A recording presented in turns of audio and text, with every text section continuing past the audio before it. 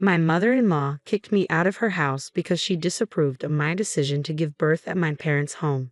She forced me out while I was still in my pajamas, not even allowing me to put on shoes. With only my phone in hand, I quickly called my mom, who was nearby. I waited for her at a local diner. When my mom and sister found out what happened, they were furious and took swift action that would soon create significant problems for my mother-in-law and my husband. My name is Emma, and I'm 29 years old. I married Jerry, who is 31, a year ago. His father owns a large company, and Jerry is being groomed to take over as the next CEO. He's currently gaining experience at one of their smaller branches. I met Jerry at work, but I wasn't aware of his family's business empire until just before our wedding. The fact that he was in line to become the CEO took me completely by surprise. His confidence and likability made everything seem to fall into place, and suddenly, I found myself as the wife of a future CEO. After our marriage, Jerry moved to the main company's office while I continued with my job. My father-in-law was supportive, telling me, "I've heard you're a young leader at your workplace. Keep up the good work." However, my mother-in-law had a different view. She questioned why a wife would prioritize her career over home responsibilities and was strongly opposed to me working. Initially, I thought living separately from Jerry's parents would prevent conflicts, but I was wrong. They expressed a desire for us to live together, and that's when our troubles began. My father-in-law suggested that it would be beneficial to have someone around to manage things, given his busy schedule, and Jerry agreed. I was concerned about leaving my job and moving, but Jerry said, "Mom and I have always lived here. Moving now just wouldn't work for me." Feeling cornered, I reluctantly agreed to the arrangement. Once we all lived under one roof, the challenges began. My mother-in-law, already critical of my job, started making my daily life difficult. She insisted that I quit my job and take on all the household chores despite my full-time employment. Any small imperfection in my cleaning, whether a speck of dust or a stray hair, would prompt her to demand that I redo it. At first, I tried to use her criticism constructively, but her scrutiny escalated to inspecting rarely cleaned spots like behind the TV or between dressers. Eventually, I decided I had to stand up for myself. "I can't clean these areas every day," I said firmly. "I work just like Jerry. I'll do a thorough clean on weekends so there's no need to redo everything today." My mother-in-law was enraged by my response. "How dare you talk back to me like that?" she shouted. In her anger, she called Jerry and falsely accused me of yelling at her, twisting my suggestions into a confrontation and adding tears for effect. I hoped Jerry would understand and support me, thinking he might say something like, "Mom, Emma is working too. Maybe you could be a bit more understanding." Instead, I was met with disappointment. "Why did you upset Mom like that? She was only trying to help," Jerry said, siding with her. This response underscored the stark difference in expectations and support within our family. "Why are you getting upset?" Jerry reprimanded me, ultimately aligning himself with his mother. It was then that I realized the only person I might rely on in that household was my father-in-law. However, his frequent absences due to work left me to navigate the tension on my own. I soon learned that challenging my mother-in-law only led to more disputes and left me feeling deflated, as she would invariably complain to Jerry, who offered no support. To avoid further conflict, I adopted a quieter demeanor, believing it was the only way to maintain some semblance of peace. This strategy carried me through the year until I began experiencing health issues, prompting a visit to the doctor. The diagnosis wasn't just an illness. I was pregnant, feeling a mix of hope and apprehension about the family's reaction. I decided to share the news with Jerry first. "You know how I've been feeling unwell lately." "Well, I went to the doctor, and guess what? I'm pregnant," I said. "That's great. So, I'm going to be a dad, huh? I can't wait. Do we know the gender yet?" Jerry responded excitedly. "Not yet. Does it matter to you?" I asked, sensing his underlying expectations. "Of course it does. It has to be a boy," he declared. Since Jerry was an only child, I got the impression that having a son to continue the family business was important to him. "What if it's a girl?" I wondered aloud, concerned about how this might impact our family dynamics. "Don't worry, I'm sure it's a boy," he reassured me, though I remained unconvinced. We decided to wait until we could confirm the baby's gender before telling his parents. When we learned we were having a girl, I was thrilled and uninterested in perpetuating any gender bias. Jerry's reaction, however, was less enthusiastic. "A girl? Are you sure? Get it checked again, he said, disappointment clear in his voice. His reaction made me anxious about how his mother would respond. Despite his initial disappointment, we knew we couldn't keep the pregnancy a secret from the in-laws any longer. I gently nudged Jerry to share the news. Well, I'm pregnant, he told them. My father-in-law's face lit up with joy. That's wonderful, Emma. We're finally going to have our first grandchild, he exclaimed with genuine happiness. However, my mother-in-law's reaction was immediate and pointed. So, what's the gender? She inquired with a hint of hesitation. I replied, it's a girl. A girl? I hope she's as lovely as you, Emma, my father-in-law said warmly, clearly not concerned about the gender. But my mother-in-law's disappointment was unmistakable. A girl, not a boy. It has to be a boy to make sense for Jerry, she muttered under her breath. I was taken aback by her reaction. Before the tension could escalate, my father-in-law intervened. Honey, why would you say that? Whether it's a boy or a girl, they're still our grandchild. Can't you just be happy? He chided her gently. She seemed subdued after his reprimand, but I knew her mood wouldn't last. True to form, as soon as my father-in-law left for work the next day, my mother-in-law confronted me. Just because you're pregnant doesn't mean you can slack off on the housework. You're not planning to quit your job, are you? If not, keep up with your chores. Pregnancy isn't an illness, you know. Hearing these words from someone who had been through pregnancy herself was jarring. It made me seriously question whether staying here was the right choice for my child. My family's home is about a 4-hour train ride away. Since my dad passed away early, my mom and older sister have been living there together. Perhaps if I shared everything with them, they might welcome me to stay. I began to feel that giving birth at my in-laws' place might not be the safest or most supportive option. I remembered that my family's home could offer a better, more caring environment. I decided to call my mom immediately. Mom, it's Emma. What's up? She asked, surprised by the call.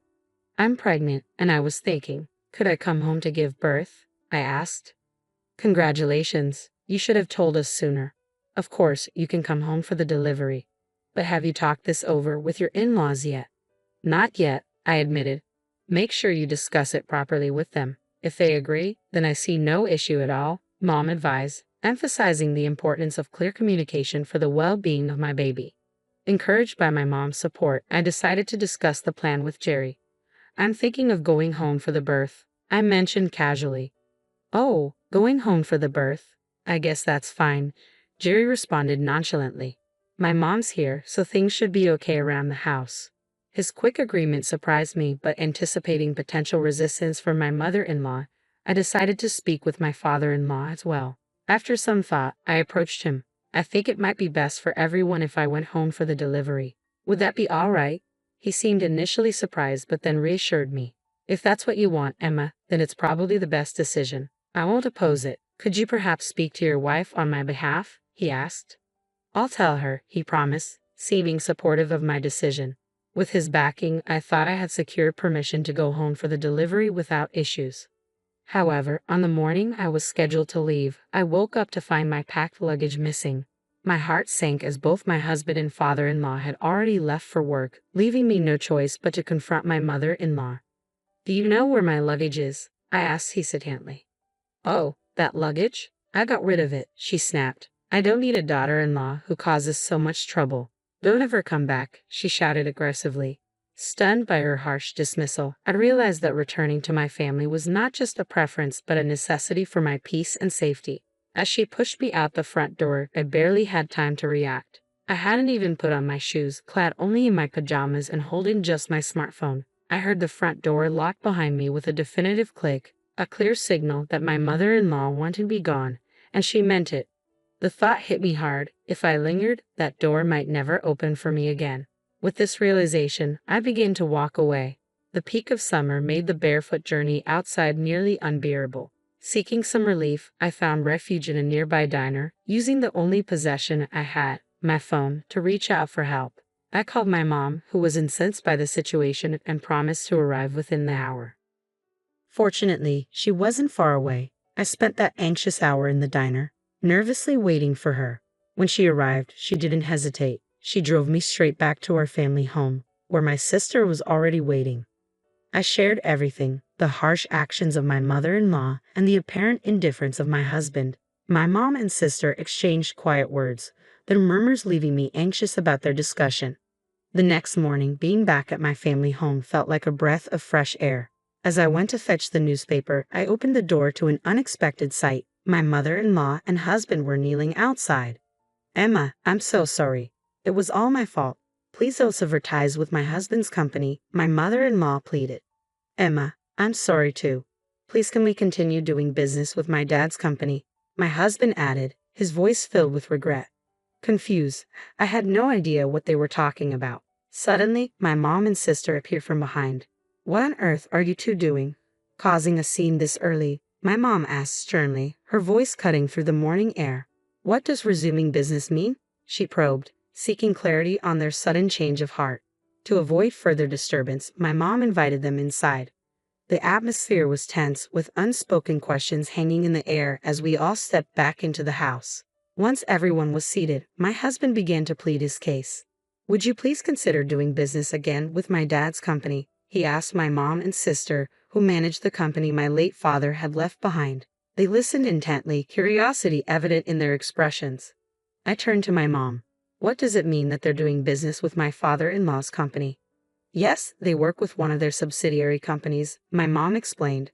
"It's a major player within their group, second only to the main office, and their top client is your mom's company." My husband added, looking at me, "This was news to me and apparently to you as well." I chuckled. "That's news to me too," I said, reflecting on what I remembered. Come to think of it, I recall my parents-in-law mentioning they've always been indebted to each other since they first met. The warmth of nostalgia quickly cooled when my mom interjected with firm resolve. "I can't continue doing business with a family that would send my daughter out like that, with just her phone," I declared firmly. "I'm ending our business dealings." My mother-in-law, visibly shaken by my mom's declaration, pleaded desperately, "Please, I beg you, I'll do anything. Could you reconsider stopping the dealings with my husband's company?" At that moment, my sister, with a smirk, chimed in. "You said you'd do anything, right?